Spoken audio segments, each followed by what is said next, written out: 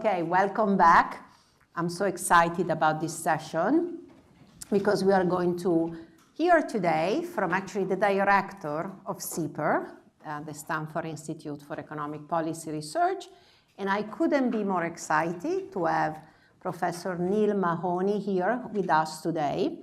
Just to give you a brief overview, he's actually a student from Stanford, but then he started his career at Chicago, and as I told the student, I spent 2 years at the University of Chicago, and this is why I felt I can do anything. You know, once you survive Chicago, you can do anything, but in his case, he not only survived Chicago, but he had an entire career there until coming back to his Stanford. But what I think is most important, he also served in the Obama administration, looking at, in particular, issues about healthcare and healthcare reforms. I actually think that some of the reforms that are seen actually carry implicitly some of his names, and he's also been working with the Consumer Financial Protection Bureau and still very involved in policy and in research. And this is why I wanted to call this session, Research with an Impact in Policy. And of course, financial literacy has this direct impact, I have to say, in policy, even if you don't want it. Probably some of your paper will be used by policymakers, but I really want, to kind of give you a little bit of a taste of what it is or what it means to be an academic, but also be able to influence policy, be able to be now a director of a big research center and institute like SIEPR. And yesterday we had John Chauvin, the former director of SIEPR too, so it's really exciting to do that. In a moment I'm going to ask him a few questions, but I really also want to leave the floor to you to ask him questions, and I've also asked him if he's willing to also give some advice, right, in terms of how do you have a successful career, right? How do we become the Neale Mahoney of the situation, right? What are some of the useful steps? Believe me, this is useful advice because, it's very hard now to be an academic. And also, it's very hard. We don't recommend necessarily you to do policy at this moment, right? But we definitely want to make sure that you do what is best in order to have the best academic career. So what I'd like to start is really, you are the new director of SIEPR, just starting and this year. And so can you tell us a little bit more about your vision for SIEPR and why is an institution like SIEPR important at Stanford? Yeah, well, thank you for inviting me. And thanks to all of you for being here. The many perks of my job, the fact that we get to interact more often as colleagues, is one thing I really enjoy about this new role. SIEPR's been around since 1982. So I am very much standing on the shoulders of giants, including John Chauvin, who was SIEPR director for many years, 2 stints between being a dean here at Stanford. Right. I see SIEPR is doing 3 things. I guess I'll say them in reverse order of the way I normally talk about them. One thing we do is we host events.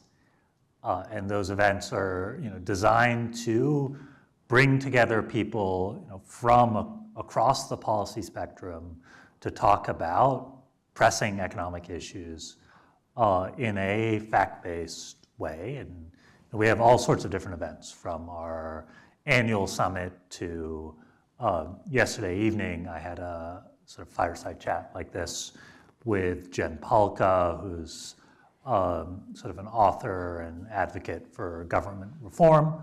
And so that's one bucket of things we do. I think our summit was sort of Davos before there was Davos, and Davos is very different, but bringing together leaders to have important conversations. The second thing we do is, and it very much includes what we're doing this week, is we try and support the next generation of leaders in economic research and economic policy. And so we do this through a host of programs. If you're an undergrad and you want to start doing economic research, you work with us. If you're a pre-doc, we host many of the pre-docs on campus here. We support grad students, we support postdocs, we support young scholars, so people who don't have tenure yet and are looking for time to focus on their research. And events like this, I think, are part of that mission. And the third thing that I am working to build out, and there's no perfect template, but trying to bridge between economic research and economic policy, what I call our policy impact work. And one way I describe it is researchers have strong incentives to write and publish papers. And that's the currency of academia. Not all policymakers, but some policymakers want to do the right thing in an evidence-based way, but they're not going to actually read through an American Economic Review over the course of the weekend.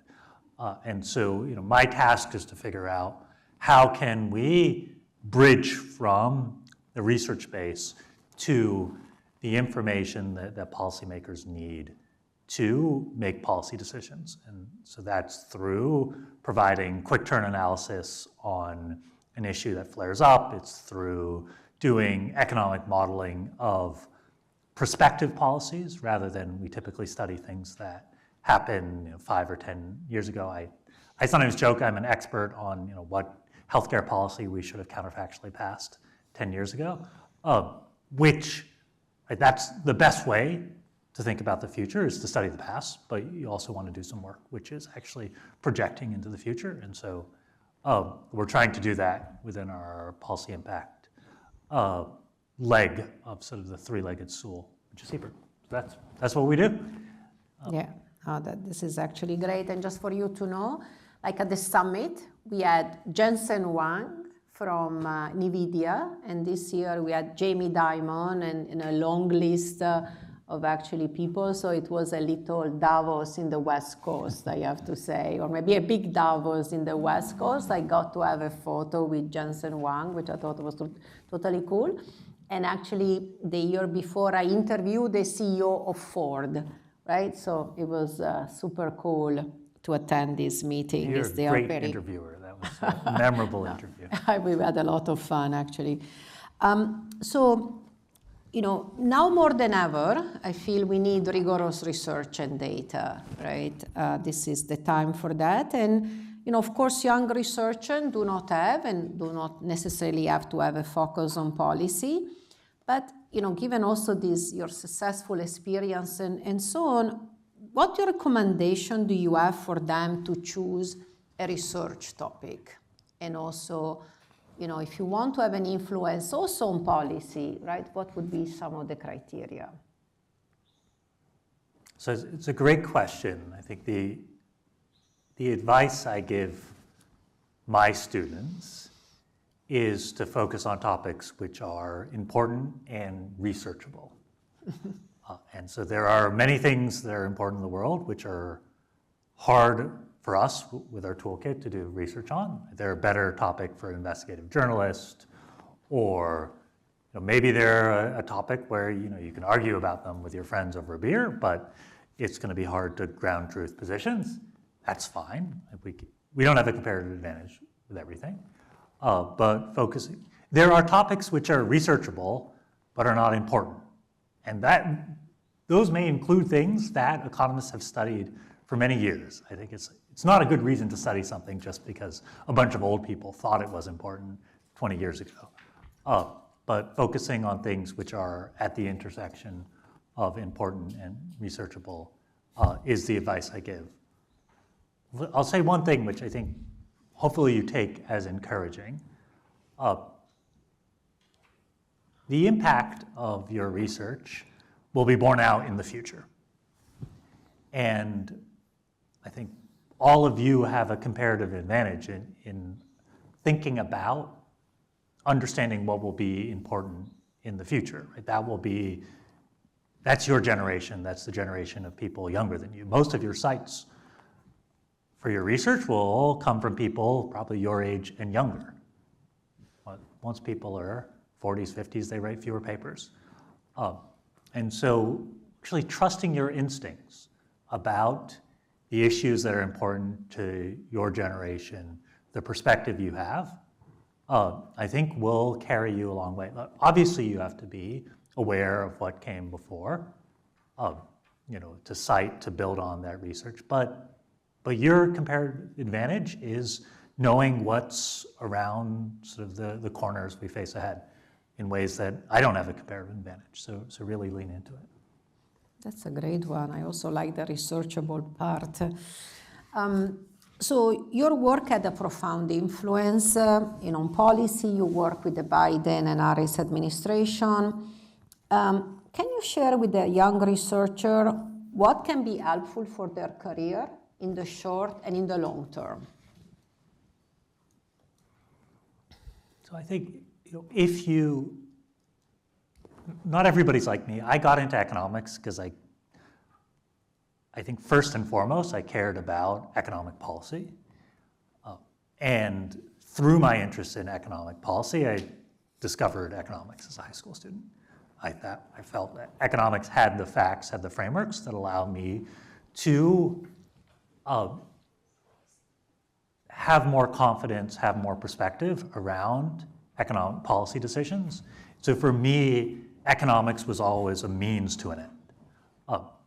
And that doesn't have to be the way you came to economics, what you find valuable. Right? I think over time, I've really enjoyed the craft of building economic papers, that is sort of independently valuable, but my calling to economics came from economic policy. If that is your objective function, I think there is no substitute for spending time in government. And it doesn't have to be a huge amount of time. I've spent 2 years, one as a grad student in what should have been the 5th year of my PhD. I was in the Obama administration in 2022, 2023. I was in the Biden-Harris administration. I learned so much through those experiences. And the connections I built during those experiences provided me with a network to disseminate my research, provided me with lots of incoming from people in the policy world looking for advice that well exceeded the limited time I spent in government. So I think that would be point number one, is that spending time in government is very valuable. I'll say one other thing. In the roles I held in government, I didn't spend all of my time doing economics. I didn't even spend a large fraction of my time doing economics. I think maybe you're not at this point in your career yet, but for most senior faculty, they don't actually spend most of their time doing economics, even if they're a professor of economics, right? That most research projects are perspiration, not inspiration. You are acquiring data, cleaning data, helping your research assistants execute on economic methodology that you've done 15 times in the past. So there isn't all day, every day economics. It's a lot of process. Also in government, it's a lot of process. Going into government, my objective function has always been, I am going to be a team player and work hard on anything that's assigned to me. And through that, I'm not going to be the know-it-all economist who says, look, I'm an economist, this is how we should do things. I'm going to be a team player, work hard. And then when people say, hey, Neale, what do you think? I'll say, well, this is what economics teaches us, or if we do this, I think we're going to face pushback for this and this reason, or actually the evidence supports this. And through being a team player and being selective about what fights I pick, can have a lot of influence without being shut out. That has always been my approach. I think it has worked well, that it's important. If you're parachuted into a situation and you act like a know-it-all, people will quickly tune you out. But if you're parachuted in and say, I'm just going to work hard on anything that I'm assigned, that people will really respect that and over time start listening to you. That's a great one to put it. So do you think, or in your experience, is there a trade-off, for example, with publishing and so on? And so what would you kind of recommend, even for later stages, right? Or does actually the policy work provide at the end such a great idea, access to resources, access to data potentially, that it's not a trade-off. You're not sacrificing, right, doing necessarily policy work. So I think the existence of trade-offs is one of the core principles of economics. I'm not going to deny that trade-offs don't exist. Well, especially early in your career, writing a good job mark paper, getting tenure should be your objective function. It provides such a platform for everything else. I still stand by my advice that you should focus on projects which are important and researchable, and being policy relevant is like a tried and true way to write important papers.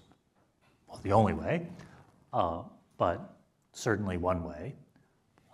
If it's not researchable, even if it's policy relevant, I wouldn't work on it. But at an early stage, I'll mention two other things. There is often a way to take a paper which is designed for the academic publication process and spin something out that's more policy relevant, whether it's an op-ed or a Substack or a Twitter thread, or sending the paper to journalists. There's ways, I think, with fairly small marginal cost to increase impact. So I think that's where there's less of a trade-off. I've now gotten to the stage where I will do things where I don't have a publication objective, where I only have a policy objective. But that is the sort of privilege of tenure. So hopefully you'll all be there soon enough, but would focus on clearing the professional hurdles before you make those sort of time allocation decisions. I have a couple of questions, but actually I'm happy to take question in the middle. So actually, Tabea, please. Please. So my experience so far is that very often as economists, we think of doing policy advice as something that comes out of the research. So we do the research first, and then we develop some results, and then we basically go and communicate it to the policymakers. From your experience in being in policy, have you also experienced it the other way around, that you had a policy topic that you were working on or consulted on, and then you followed up and realized that this is actually super interesting and academic question that you could also use to inspire a paper? So did you ever write a paper following a policy experience? So I should have planted that question. I'll tell you a good story. So must have been 2010, I was a grad student in the Obama administration. One of the things I worked on was procurement reform, so government contracting. Interesting. Federal contracting is a mess, was a mess then, still a mess. But as part of that process, I was the sort of data guy, make the slides. draft the memos. As part of that process, we were meeting with contracting officers, the people in federal government who write and manage the contracts. And my boss, Jeff Liebman, so the Kennedy School, we would do these meetings. We were planning to do meetings in the back half of September, and the contracting officers told us, sorry, we can't meet in the back half of September. We're rushing to get money out the door before the end of the fiscal year, which is end of September. Sort of weird. It's probably not optimal. So, like one evening I started pulling data on the year-end rush to spend. And that led to a paper that Jeff and I published in the American Economic Review on wasteful year-end spending, so the spike in spending and drop-off in quality as agencies rush to use it or lose it at the end of the fiscal year. So certainly, be one example, but I can think of other examples from other people on research projects that come out of government, and was certainly part of the value of those experiences. Any follow-up questions? I'm going to ask a couple of more, but if there are questions related, for example, to this specific topic. Yeah. So I'm interested in this intersection of researchable and important. And I think one theme in conversations that I've had with people in the last day and a half, but also in my own work, is that there's some topics that seem important, but that are arguably not researchable, and maybe better work for investigative journalism, as you said. And so I'm curious if you have any kind of general thoughts on, if you've started a project and it seems like getting the data is a lift, such that maybe this isn't fully researchable. How do you start to make determinations there about what's worth the time investment? It's hard. We have a sunk cost fallacy because everybody falls victim to it, and I certainly have in sort of the optimal stopping problem, which is deciding when to stop research projects. Couple thoughts. One, it's useful to have co-authors, if you're working with co-authors, who have your same objective function in terms of quality and speed of publication. I think the most problematic situations are where one co-author wants to push forward because they have a different quality bar than another. And so, especially early in your career, picking co-authorships carefully around that. The second thing is, and you've probably heard this before, is with a project trying to get as quickly as possible to, if it's empirical work, the result that tells you whether there's a there. Thinking hard about what is that key piece of analysis. It may be a first stage, if it's an IV regression, or the sort of a first stage too. Some big discontinuity in an RD plot, or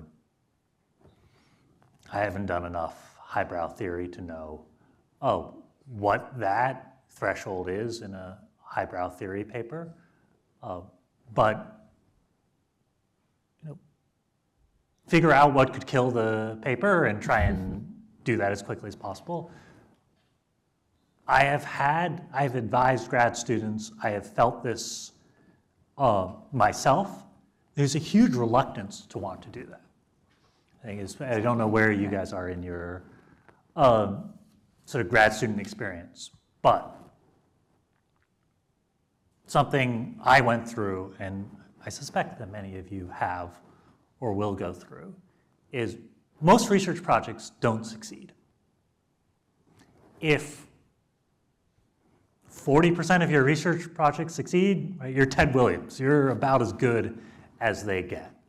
But early in your career, if 2 or 3 research projects don't succeed in a row, you start asking yourself, am I going to be an okay researcher? Am I made for this profession? Right? And you may know that even if I'm a superstar, 60% of my projects fail, and the probability that I have 3 failures in a row is still reasonable, even if I'm, the next Daron Acemoglu. But you're going to start questioning yourself. That's just natural. Point 1. Point 2 is, as you start questioning yourself, you are going to hold on to projects that you should really let go of. You're going to be really scared of doing that analysis that would kill the project because it's difficult emotionally to have the next project fail. I'm an economist, I know very little about emotions. But I have seen people go through that, and whatever techniques you can use to get over that and fail quickly, right? To get to the minimum viable product, to rapid prototype, whatever your favorite Silicon Valley business jargon is, do that thing and be very comfortable with failure. Yeah, I actually want to highlight that because I think, this is something we perhaps, a lot of young researchers do not know that a lot of our projects fail, that a lot of other papers do not get published. I also remember as a graduate student, I thought that all of the papers of my advisor were just JPE paper that, get published, you submit and get published and so on. Right? It's okay to fail, right? It's okay also to let go of a project that doesn't work.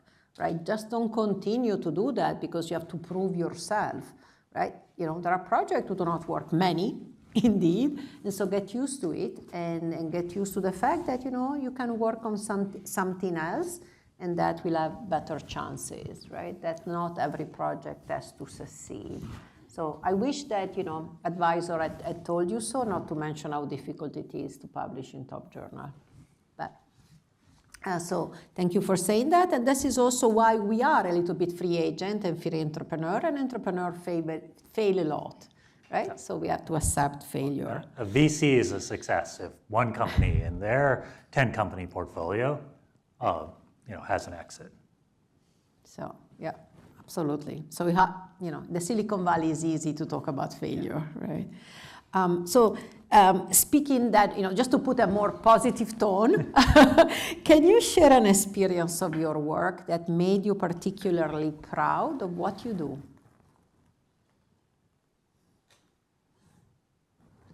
Yeah, I guess I'll talk about some of my work on medical debt, which I don't. True. I don't know if it makes me proud, but it's been sort of complicated and we've navigated through it, and I think it's interesting. So I spent close to a decade. So I've always been interested in consumer finance and healthcare system, and particularly interested at issues at their intersection, which is sort of the financial distress that is associated with, this is uniquely American, with our healthcare system that we've, probably not intentionally, but we've ended up as a situation as society where we compound health shocks with financial shocks. And so, it's been 2016, I started a project with a nonprofit called RIP Medical Debt, studying the impacts of debt forgiveness using a sort of randomized control trial design.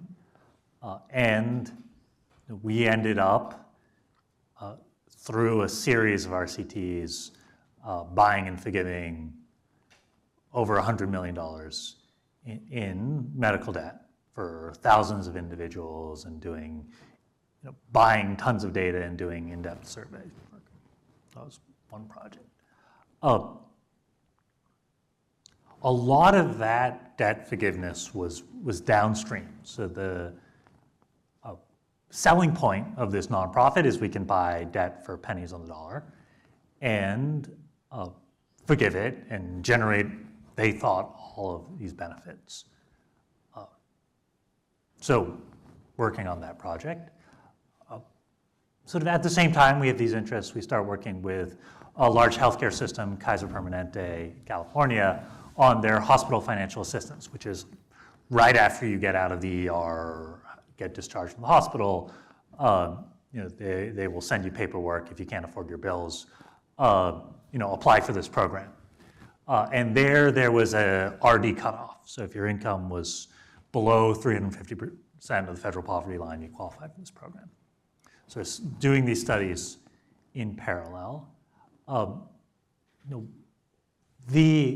When we then sort of analyzed the results of the RCT, the study was, I think in the eyes of the nonprofit, and probably in our eyes as well, was a failure. We found not complete, but largely null results.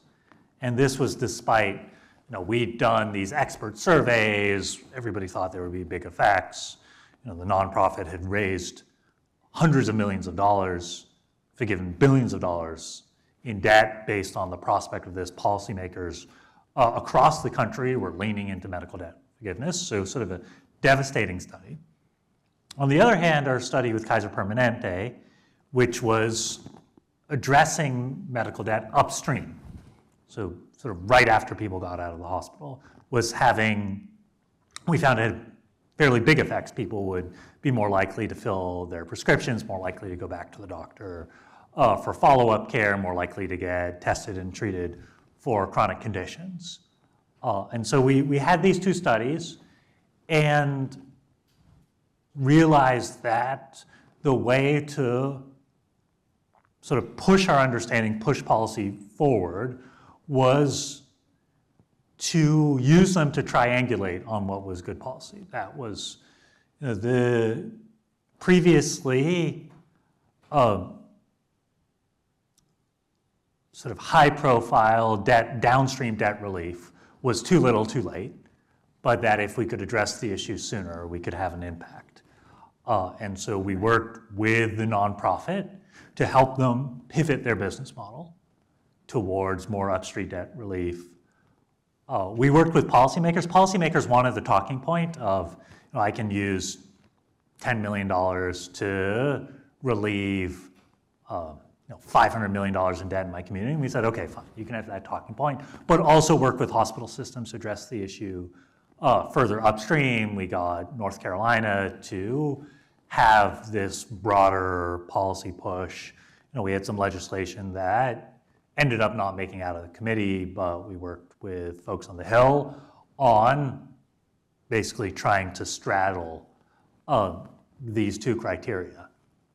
So I think that was something that we were in a situation where we had a result that was really disappointing, and obviously, the way that science progresses is you learn from failures as much as successes. But I think in this situation, we were also lucky as we had a result which sort of provided us with a North Star of where we needed to go, and we managed to package these things together and not to be completely vilified by all of our partners and policymakers in this environment. Yeah, and also affecting, certainly an impact. That's really great. I'm going to have two more questions, so get ready for your own questions, because one is also, do the policy work or do your work you have done affect your teaching, right? And in which way do you think it affects your teaching? So it's a good question. When I teach, and I guess when I teach grad students, right? I do teach. Yeah, right? Otherwise, I want your job. Okay, I'm going to apply. I don't know if you want my job, but I'm going to apply. I do try and focus on what I think should be the goals of grad students, which is writing a great job market paper and then getting tenure. So 75% of my course material is the same as what you would see from other faculty members.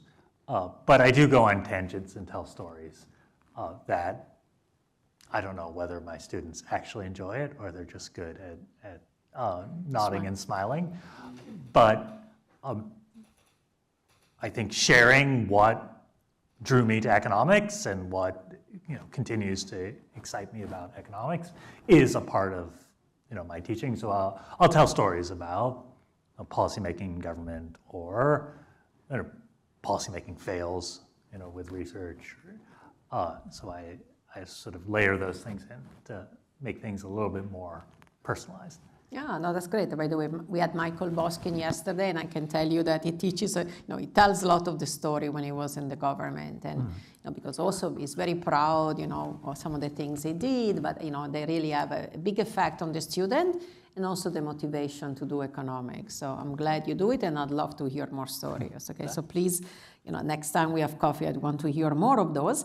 And finally, and I hope you catch on this, I'm going to try to use this a lot. I know that some of you have great advisor that really tells you what to do. And I know, in particular the people from Harvard and MIT, you couldn't have a better advisor. And by the way, we were joking as a graduate student, there is a MIT Harvard dummy. Basically that, people, if they are Harvard, MIT, they always do well in the market because, the Harvard, MIT people really, are trying to help them a lot, which we thought, by the way, was totally unfair. But what is your advice? I know this is hard, right? But what is your advice to a young researcher finishing the PhD, being at the beginning of the academic career, to be successful, right? Or what would be your advice to people? In the US, we do a lot about this. We give a lot of advice to young people. I know in Europe, it's less so. And I actually think these advice are really important.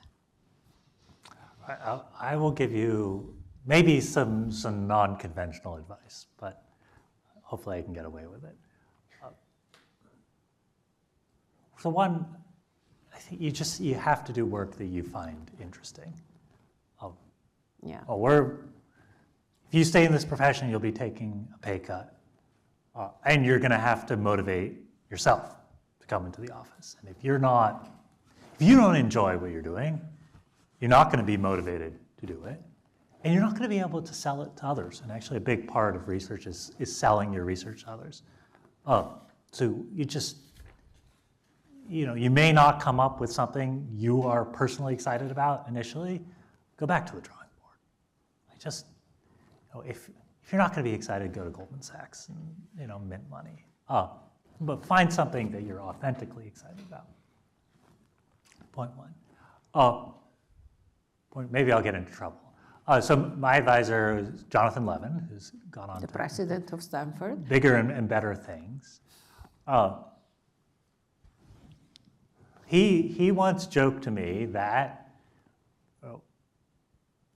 the path for grad students is, first year, we take a bunch of smart people with common sense, and we replace all the common sense in their brain with Maskell, Winston, and Green. And then, the really good grad students regain their common sense by a third year and start writing papers. Other people, it takes them a couple more years. And that's why they're slow to finish their PhD. So economic frameworks, they aren't the truth. The models are designed to be useful. Frameworks are designed to be useful. But never discard your common sense.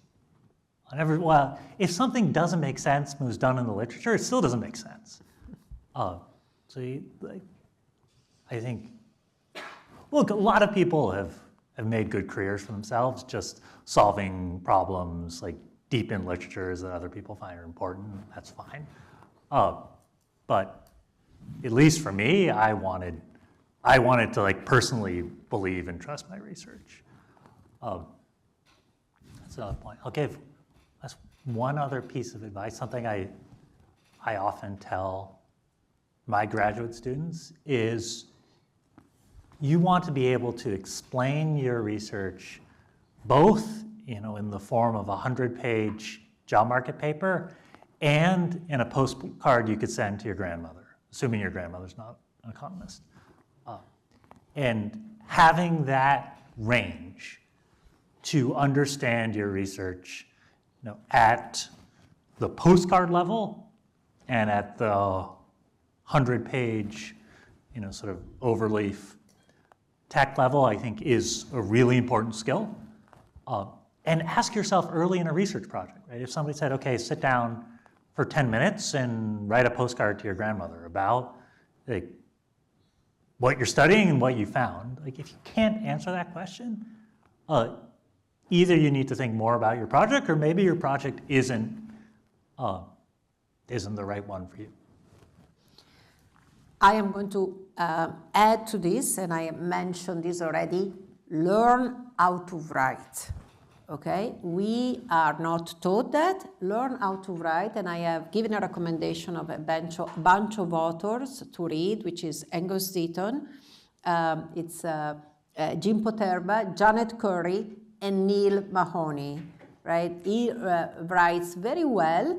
And again, you have to be able to tell your story, and you have to be able to write well. You know, you think that if you write in this very complicated economic term, you know, or very technical term that doesn't make any sense, sometimes not even to you when you read it, it's not good, right? And when editor or journal gets it, believe me, they are going to punish you for that, and you deserve it. So just learn how to write, and it will be doing so great for you. That's really very important. Johanna Strobel and I have a paper which we ended up publishing in the QJE. I think the final, we were going through different versions of the introduction. This was back when we weren't using Overleaf, so it was like V1, V2.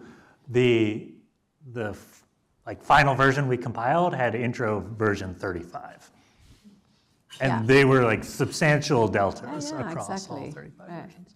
Yeah. Sometimes you have to write 30 versions before you get to the right one, but it's worth it. Okay, let me open the floor to questions. And you can, I ask if they can ask you any questions, including questions, on academic career, how to be successful, what the secret to success to publish in the QJE. So, any questions you would like to ask. Yeah, Sam. Yeah, I'm kind of curious about your thoughts about consumer protection landscape right now. I know the CFPB has a lot of funding things happening, and I just want to know what you think are kind of like the big questions we need to consider when lenders maybe are uncertain about what's going to be enforced, what the rules are. Yeah. What you think are kind of good question. I guess I just published a piece on future of consumer protection policy in the U.S. CEPR put out a compendium. I spent some time thinking about this. I think in the U.S., action will move to the states,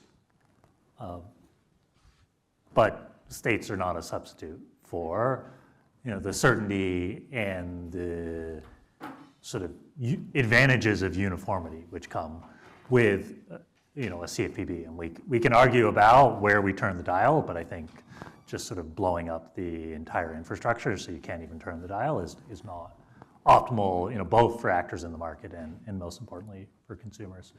I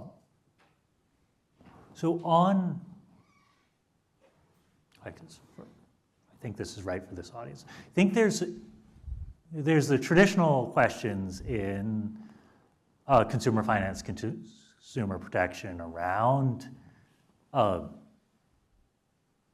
debt, credit, fees, various other things. But I think there's also sort of a new set of topics where all of you can sort of be first movers. So we've seen an explosion in sports gambling in the U.S. and understanding the consequences, thinking through safeguards, I think is going to be hugely important. We're seeing an explosion now in buy now, pay later, sort of new credit product in the United States. I mean, obviously not new to Australia or Brazil or other places, but I think with like any new product, there'll be some growing pains, and we'll have to figure out the right regulatory environment. I think we still haven't got our heads around crypto and any value proposition and consequences. So I think that's an interesting area. Let me see what else. Now I guess I'm talking my book, but I've done a bunch of work on growth of subscription plans and more general hopefully I can say this, sort of the enshittification of consumer experiences. I think there's a lot of policy action there, and I think there's a lot of research that needs to be done. More questions? Yeah, Becca. So I'm a policy student, so I think my perspective is a little different than others here. I think it's really interesting that you're motivated by economic policy in particular. And I'm wondering if you can talk about how you ensured that your work had a positive policy impact. Because a lot of times there's just not a policy window, despite the clear evidence that some policy might be have a really positive impact.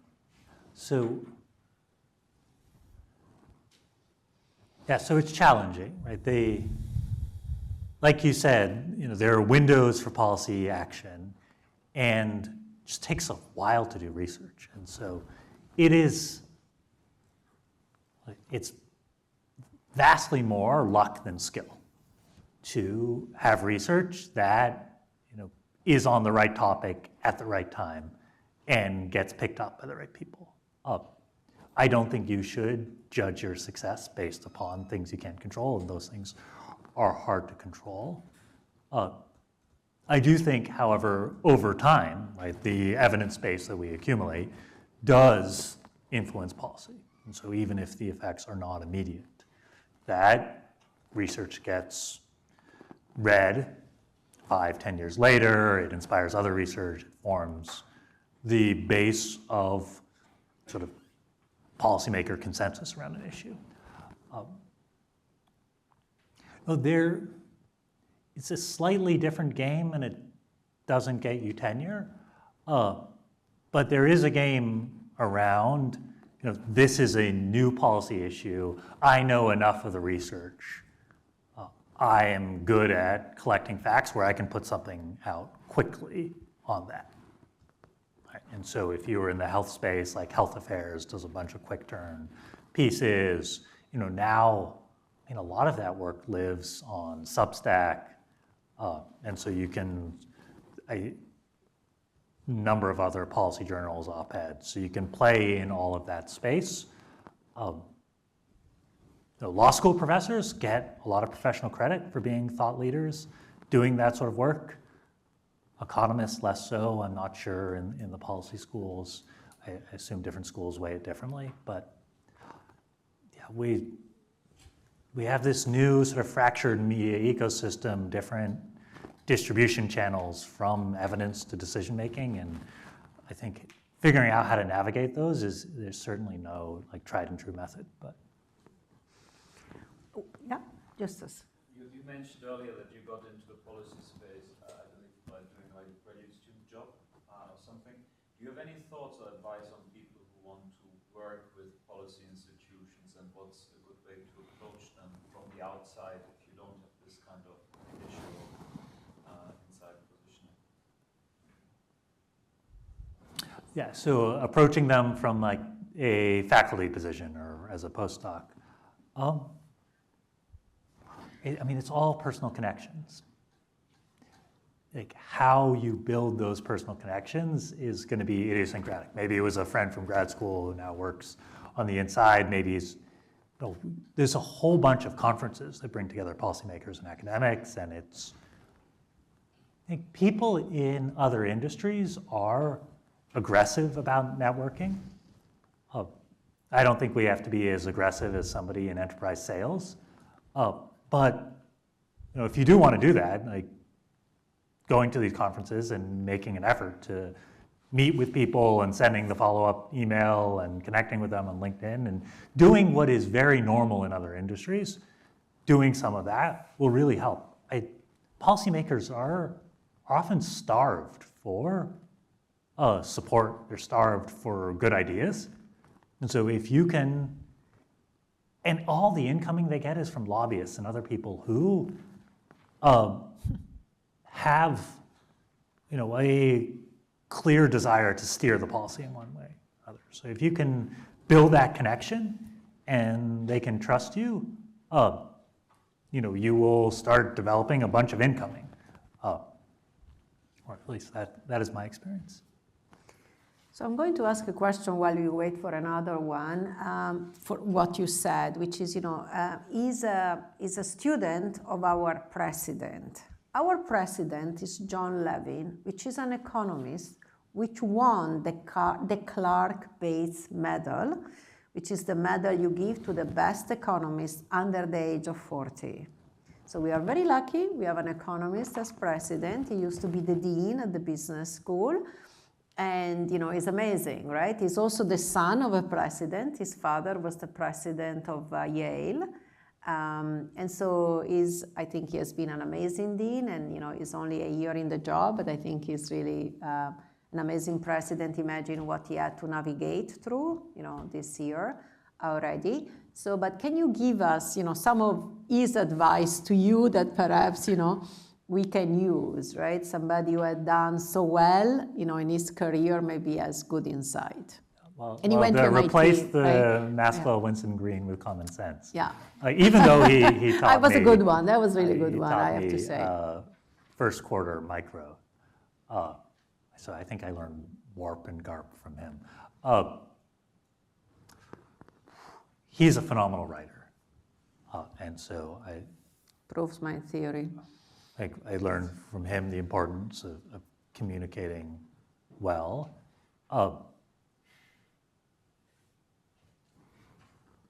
John uses, this is a contrast to some other people in his profession. People can use, he's one of these people who, has more IQ points than he knows what to do with. You can use your IQ points for spectacular takedowns or for ways to be constructive around even, the most challenged research projects. And he found a way to provide useful, constructive comments, I think, at grad student workshops where I thought a paper was sort of unsavable. So I think I learned he models, being really supportive and constructive,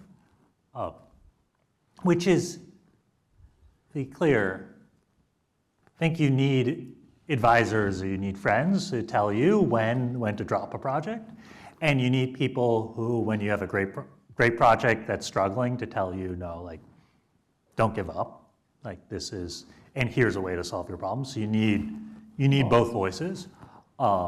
But he's a genius at being supportive and constructive.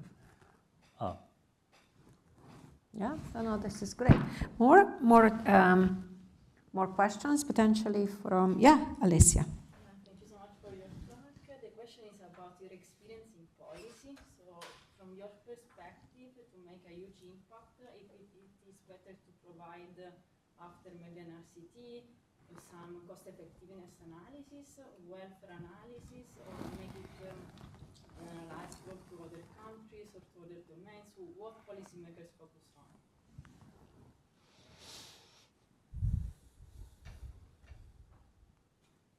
This is dangerous. I think outside of the world of economists, nobody knows what to do with welfare analysis. It's completely meaningless to people, which doesn't mean you shouldn't have welfare numbers at the bottom line of your paper, but it means that you need to build up to them. Right? Here are some concrete benefits, here are some concrete budgetary costs. If you just say the welfare impacts are X, people just don't know what to do with it. And very smart people don't know what to do with it. It's our weird internal jargon. That's one point. This is a non-answer, but it's true. Actually listening to policymakers, right? Zoom, one great thing about Zoom is you can get on a Zoom with, a staff or administration official, and they can tell you what their puts and takes are, what they're interested in, and you will know your paper well enough, you'll know the research well enough where you can provide them the information they need. And so everybody has different equities. right? Sometimes it is, look, I'll give you an example, like childcare policy, right? Some people think about childcare policy in terms of kids' development. Some people think about childcare policy in terms of writing checks to families that are part of their coalition. Some people think about childcare policy in terms of providing wages to unionized workers in certain demographics. And they all have different perspectives. And so if you're going to engage with policymakers, I think you have to meet them where they are and say, this is what you're interested in. Here's what my research has to say about it. And you sort of have to trust the democratic process is going to aggregate that information somewhat efficiently. We have 3 more minutes, and I really want to leave it for one additional questions. And it can again be anything, including, secret to publishing and publishing in top journal and so on. Yeah, Emanuele and Carly. We can take both. Why don't we take both so we can answer both, please, Emanuele. I'm just curious, always related to policy. What were the main challenges that you found while getting outside here from India policy space? So I think economists are particularly bad at this. We don't understand. We think there's just we don't understand actually the nuts and bolts of policy. What can be done by executive authority? What can be done through the regulatory process? How does the Loper-Bright and the end of Chevron deference change what can be I'm probably talking a foreign language to you. But if you're actually a policymaker, you fundamentally care about those sorts of things. And so if I'm talking to somebody, in administration versus the Hill, knowing what levers they have and what I can provide, which is relevant for those levers, and I don't know anything outside the United States, is hugely important. And that's really hard actually to learn from where we sit in graduate school, because most academics, if I say APA, they don't even know what I'm talking about. Sort of Administrative Procedure Act. But if you go into government, that's how people think. What can I do with the tools at my disposal? So that's sort of important. Law school folks know how to think that way. I think we don't. Carly, you have the last one. To end, but since you were recently an editor or co-editor at a really good journal, can you maybe give this room of budding economists some big picture advice on being a really good referee, so we can Oh, thank you for that. Be on time.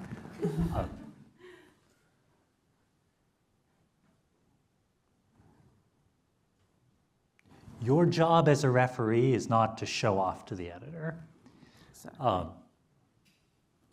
phone was actually.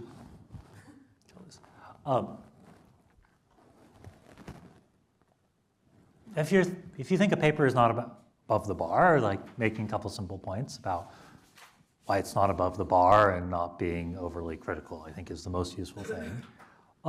If you think the paper is or could be above the bar, providing